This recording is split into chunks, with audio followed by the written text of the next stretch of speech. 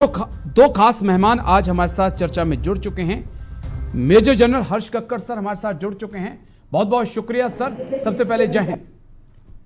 जय हिंद राजेश। डॉक्टर राम श्रीवास्तव हैं, विदेश मामलों के जानकार हैं। बहुत बहुत शुक्रिया डॉक्टर राम। जय हिंद आपको भी। मेजर जनरल हर्ष कक्कड़ सर, 11 दिन हो गए इस जंग को चलते हुए और पहले दिन से ही ईरान की तरफ से स्टेटमेंट लगातार आ रही थी, लेकिन आज जो सर्वोच्च नेता की स्टेटमेंट, खामनेई की जो स्टेटमेंट आई है, क्या वो थोड़ा सा हटकर नहीं है? जो एक जमीन के टुकड़े के लिए एक जंग हो रही थी, क्या उसे एक धार्मिक एंगल देने की कोशिश की जा रही है? किस प्रकार से हम अब ईरान के इस रोल को देखें सर, जो ईरान निभा रहा है या निभाने जा रहा है सर? देखो, ईरान का इरादा बहुत क्लियर है। ईरान ने हमास को सपोर्ट किया है, ईरान हिजबुल्लाह को सपोर्ट कर रहा है, ईरान यूएस के खिलाफ है। सऊदी अरेब से कोशिश हो रही है कि जो चीन ने कोशिश करी थी कि डिप्लोमेटिक वापस डिप्लोमेसी पे आ जाए, एम्बेसडर्स एक्सचेंज करे और आगे बढ़े। दूसरी बात, सऊदी इजराइल की बात हो रही थी, India middle east Europe corridor की बात हो रही है, यूएस का नेटवर्क सऊदी अरेबिया, यूएई, कतार के साथ है। तो ये जो पूरा कंफ्यूजन है, अब इसके अंदर ईरान ने बोल दिया कि हम करेंगे, पर क्योंकि ईरान को ये भी पता है कि इजराइल और उसकी दुश्मनी तो काफी सालों से चल रही है। जितने ईरान के अंदर रीसेंट डेथ्स हुए हैं साइंटिस्ट के और बाकी लीडर्स के, उसमें कहीं ना कहीं चाहे यूएस के उससे हुआ हो, मिसाइल से जैसे सोलेमानी को मारा था, पर इजराइल का हाथ बीच में है, इनपुट्स आते हैं। तो ये जो है इजराइल, अब ईरान क्या चाह रहा है? ईरान ये नहीं चाह रहा कि गाजा में जब इजराइल घुसेगा तो एक ह्यूमैनिटेरियन क्राइसिस खड़ी हो जाएगी। अगर हमास को इरेडिकेट करना है, हमास एक फोर्स अलग है, हमास का जो आइडिया है, जो फिलॉसफी है, वो हर गाजा सिटीजन या गाजन के अंदर बसा हुआ है, क्योंकि इतने सालों से उनके ऊपर दबाव पड़ा है।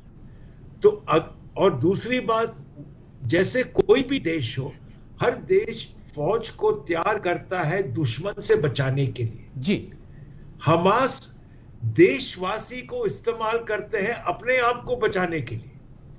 तो ये उल्टा सीक्वेंस है। तो अगर हमास को क्लियर करना होगा तो गाजा सिटीजन्स को मैसेकर होगा, जैसे अभी चल रहा है फायरिंग में या एयर अटैक्स के साथ। अब ये किसी देश को मंजूर नहीं होगा कि आप एक देश के इनोसेंट सिटीजन्स को इतना मारो।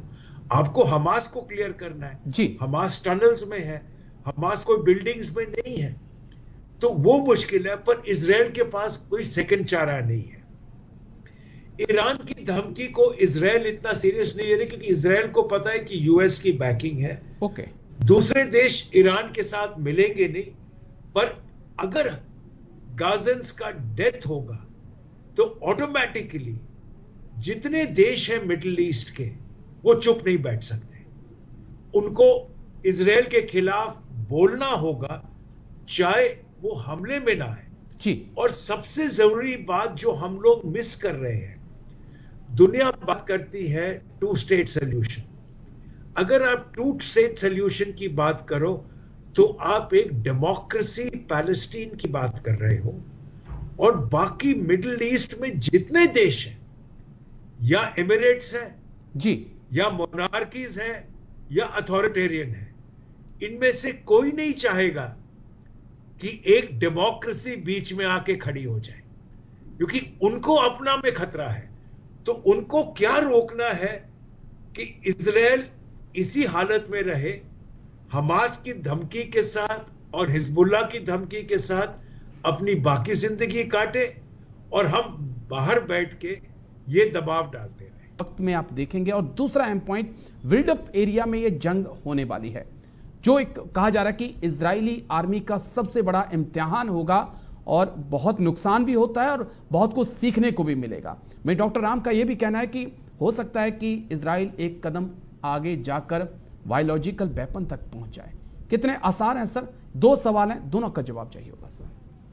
देखो, पहली बात जो ईरान कोशिश कर रहा है, ईरान ये कोशिश कर रहा है कि OIC यानी कि ऑर्गेनाइजेशन ऑफ इस्लामिक कम्युनिटी को इकट्ठे करके एक स्टैंड ले इजराइल के खिलाफ। पर आज की दुनिया में हर देश हर इश्यू को अपने पर्सपेक्टिव से देखता है। इंडिया ने भी वही किया है। हमने टेररिज्म को अपोज किया पर 2 स्टेट डॉक्ट्रिन को सपोर्ट किया। उसी लिए जहां तक UAE है, जहां तक सऊदी है, इजिप्ट है, जॉर्डन है, टर्की है, उन्होंने हमास के अटैक को क्रिटिसाइज किया। पर अगर इजराइल जब अंदर जाए और कैजुअलिटीज बढ़े क्योंकि हमास सिविलियंस को एक शील्ड की तरह इस्तेमाल करेंगे, तब ये जो देश है जो अभी न्यूट्रल बैठे हैं और हमास को अभी तक क्रिटिसाइज कर रहे हैं क्योंकि जो हमास ने किया वो गलत है, वो कंपेल होंगे डायरेक्शन चेंज करने के लिए। और आपको ये तब निशाना दिखेगा जो ये देश UAE, बहरीन, टर्की, इजिप्ट, इन सब के एम्बेसडर्स इजराइल में हैं।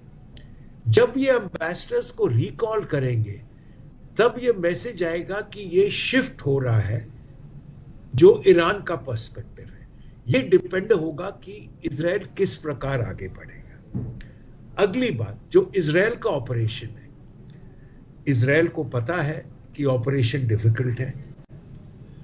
उनको ये भी पता है कि उनके पास ऑप्शंस लिमिटेड है, पर उस लेवल पे आना कि वो NBC वेपन्स इस्तेमाल करना, वो तो दुनिया मानेगी नहीं, ना वो करेंगे, ना वो कर पाएंगे। ना उनके पास न्यूक्लियर वेपन है, पर वो न्यूक्लियर वेपन सिर्फ सेल्फ डिफेंस के लिए है, वो इस्तेमाल नहीं हो सकता क्योंकि गाजा बहुत कॉम्पैक्ट है।